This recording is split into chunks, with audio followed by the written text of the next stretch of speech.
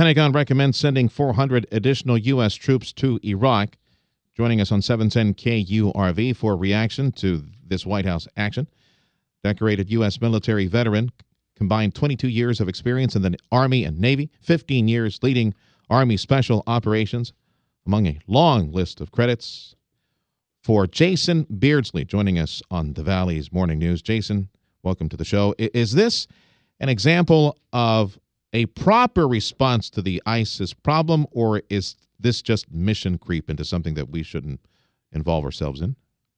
Well, good morning. Thanks for having me on. I appreciate it. First of all, this is a very small effort, possibly in the right direction, but it fails to acknowledge a couple things, that our tactics on the ground have to be nested in a strategy which has got to be a goal oriented by both the government of Iraq and the United States government. We haven't set those goals out. Training troops is not the hard part. It's holding ground and maintaining a persistent presence in the area after we retake places like Ramadi. That's the hard part. The Iraqi government, the Iraqi military has not shown the stomach to do that yet. You would think that from the Iraqi perspective, the goal would be to annihilate, kill ISIS, and by extension, the U.S. objective would be the same, but we would want the Iraqis to take the lead and clean up their own house, correct?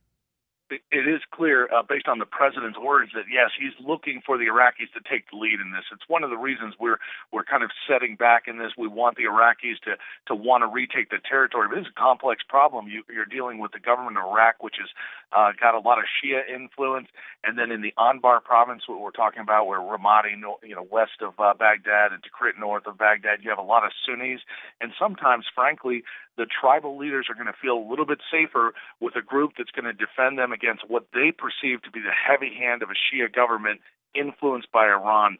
So they may be willing to side with ISIS just as a bulwark of defense against some of that other influence coming out of the west, or coming out of the east, really. Heavy hand for Baghdad does not compare to the rusty knives of ISIS these days. You'd think that more of these Sunni tribesmen would be following a united government to defeat a common enemy. It's complex on the ground because the Sunni tribal leaders, the men at the local level, are willing to they're willing to join or ally with whoever's got the stomach and the guts to stay there. Yeah. Now, in other words, the United States, we've watched this. I've been on the ground in these areas. We flipped the Sunni tribal leaders over to our side to help us during some of the heavy fighting in 06 and 07 and 08. We had a tremendous response, but as soon as we were going to pull out, as soon as they knew we were leaving, they were looking for the next person to come in and ally with. This is an allegiance that shifts on a monthly, daily, weekly basis. So we have to be careful about over-attribution, saying, the Sunnis would do this rather than that. They're really looking to maintain their own secure networks, if you will. Yeah, who is it? Joining us on 710 KURV, Jason Beardsley, commenting on the Pentagon recommending sending 400 additional troops to Iraq to train the Iraqis. Yeah, Jason, Tim Sullivan here, and you say that the Iraqi Army so far hasn't shown the stomach, to take the fight to ISIS, but at the same time, the majority of American people don't seem to want to stomach, sending more combat soldiers to the region. Absolutely. This is a very challenging problem. I mean, it's a question of regional stability. If the American people don't have the courage to do this, if we want to turn a blind eye towards evil, then we have to expect that there's going to be regional instability. The problem with this is we're looking for Baghdad. We're looking for Saudi Arabia, Egypt, Jordan to take this fight for us. But to be honest, they're looking for the U.S. We're the only force capable of doing this, but we have to do it with in large order. We can't go in there and dither around the edges. That's more dangerous.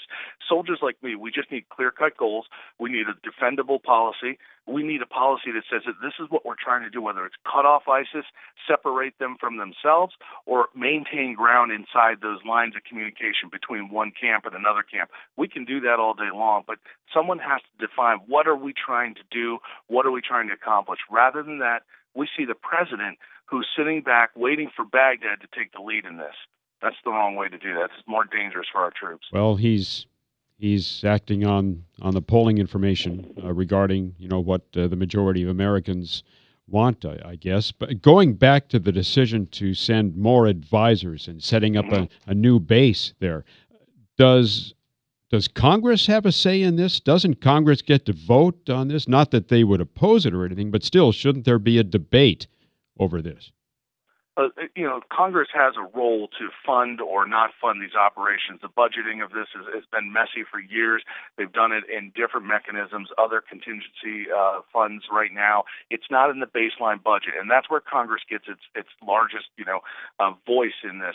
The president leads the strategy and tells the commanders-in-chief what he wants done. So, failing a sort of budgeting or getting that back into the baseline or the defense budget, Congress's role is going to be limited. Their real goal at this point is to kind of vocalize and verbalize Senator McCain, the congressmen that are standing up and saying, hey, we can't afford to let our troops in a pocket of resistance in the middle of between Ramadi and Baghdad, sit there sort of undefended. So the way they want to weigh in is they need to hear from the voice of the people, and the people need to press up and say, hey, either we go in big and we go in strong, or we're going to be picking up this mess for a long time. Jason, thank you much for your insights. Special Operations Advisor for Concerned Veterans of America and decorated service member for our country. Jason Beardsley joining us on 710 KURV.